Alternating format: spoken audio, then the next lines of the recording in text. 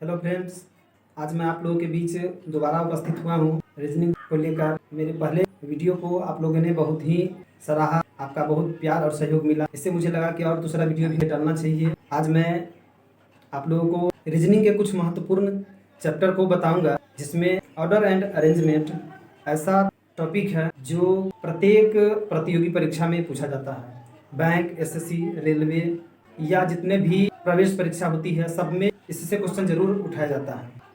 तो जिस तरह से आप लोगों ने मेरे पहले वीडियो को सपोर्ट किया है, देखा है और उसमें कुछ कमी को बताया है, कुछ लोगों ने फ़ोन करके भी मुझे बताया है, कुछ लोगों ने मैसेज के द्वारा भी बताया है, तो आप सभी लोगों को बहुत बहुत धन्यवाद। ऐसे ही प्यार और सपोर्ट आप लोगों का मिलता रहेगा, साथ देते रहिएगा, तो मैं और भी प्रोत्साहित होऊंगा और आगे आप लोगों के लिए कुछ अच्छा करता रहूँगा और नया टॉपिक या वीडियो लेकर आता रहूँगा।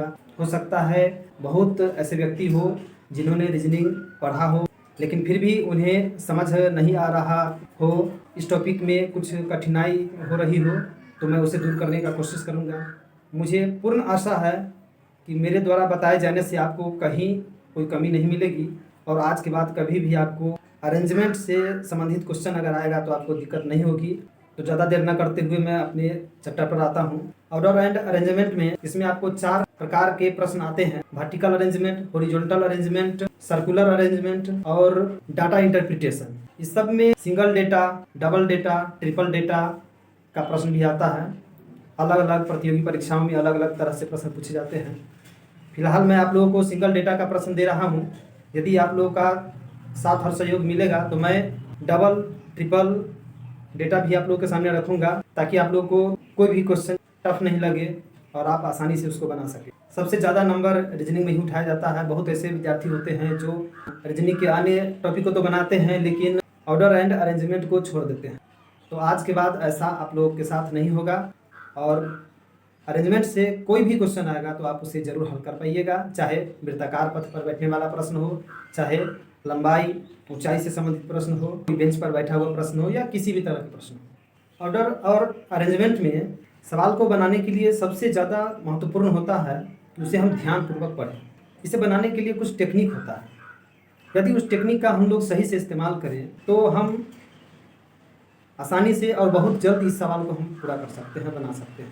एक टेक्निक मैं बताता हूँ, RICC। कहने का मतलब कि ऑर्डर एंड अरेंजमेंट में कोई भी प्रश्न आएगा तो आप उसे सबसे पहले R यानी केयरफुली रीड करेंगे, I यानी इंडिपेंडेंट चेन बनाएंगे, स्वतंत्रता पूर्वक जो अलग अलग दिया गया आंकड़ा रहेगा उसे हम हल करेंगे। C है कैरी नथिंग, कुछ भी हम ढोते हुए छोड़ते हुए आगे नहीं बढ़ेंगे। और लास्ट में है फिर C, जो भी चेन हम बनाए हैं सबको जो है कंबाइन कर देंगे। अभी डिस्प्ले पर आपको प्रश्न दिखाया जा रहा है, जिसमें प्रश्न है कि 6 व्यक्ति ABCDE एवं F अलग अलग लंबाई के हैं, जिसमें B C तथा E से लंबा है परंतु सबसे लंबा नहीं है।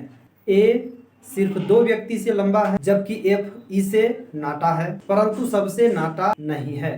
तो बताएं कि सबसे लंबा कौन है, सबसे नाटा कौन है, B तथा C के मध्य कितने व्यक्ति हैं। तो आपको RICC टेक्निक के आधार पर ही ऐसे प्रश्न को बनाना है। सबसे पहले रीड केयरफुली, यानी उसे ध्यानपूर्वक पढ़ेंगे कि 6 व्यक्ति ABCDE एवं F अलग अलग लंबाई के हैं, जिसमें B C तथा E से लंबा है। यह सिंगल डेटा का प्रश्न है, तो इसे हम इस प्रकार बनाएंगे। 6 व्यक्ति दिए हुआ है, इसलिए हम ऊपर से नीचे की ओर 6 व्यक्ति के लिए स्थान बना देंगे। लंबा, छोटा, बड़ा इस तरह से अगर दिया हुआ रहेगा आगे पीछे, तो हम ऊपर से नीचे की ओर उसको अरेंज कर लेंगे। B जो है C तथा E से लंबा है, हम इंडिपेंडेंट चेन बना रहे हैं अलग अलग स्वतंत्रता पूर्वक, फिर बाद में उसको कंबाइन कर देंगे। अभी जो है B C और E से लंबा है, यानी B को ऊपर रखे हैं, C और E को नीचे रखे हैं। और साथ ही कहता है कि परंतु सबसे लंबा नहीं है। B सबसे लंबा नहीं है। A सिर्फ 2 व्यक्ति से लंबा है, यानी कि उससे छोटा, A से छोटा केवल 2 ही व्यक्ति हैं। तो A को हम नीचे से तीसरे स्थान पर रख देंगे क्योंकि ए सिर्फ 2 व्यक्ति से लंबा है। कहता जबकि एफ ई से नाटा है, एफ ई से नाटा है, इसलिए हम एफ को ई के नीचे रखेंगे। लेकिन सी और ई में अभी पता नहीं है मुझे कि दोनों में से कौन बड़ा या छोटा है। केवल इतना पता है कि वह बी से दोनों छोटा है, यानी बी जो है दोनों से बड़ा है। और एफ के बारे में अभी पता चला है कि एफ ई से नाटा है परंतु सबसे नाटा नहीं है, यानी एफ यहाँ नहीं होगा, यानी एफ सबसे लास्ट में नहीं होगा। जो भी आंकड़ा हमको दिया गया था उस सभी को सबसे पहले हम अरेंज कर लेंगे। तो यहाँ देखिए बी सबसे लंबा नहीं है, लेकिन हम यहाँ देख रहे हैं अलग अलग चेन जो बनाए हैं इसमें कि बी से नीचे 3 व्यक्ति है, यानी बी से छोटा 3 व्यक्ति है। और यहाँ एक स्थान फिक्स हो चुका है, बी सबसे लंबा नहीं है, यानी बी का स्थान पहले नंबर पर नहीं होगा। बी का स्थान जहाँ होगा उसके नीचे 3 व्यक्ति होना चाहिए, जिसमें सी ई और एफ का स्थान होना चाहिए। ए पहले से फिक्स है और जो खाली स्थान बचता है 3 सी ई और एफ के लिए मान लीजिए 1 2 और 3 ये बचता है, तो बी के लिए केवल दूसरा पोजीशन बचता है। अतः दूसरे नंबर पर हम बी को रखेंगे। अब एफ ई से नाटा है लेकिन सबसे नाटा नहीं है।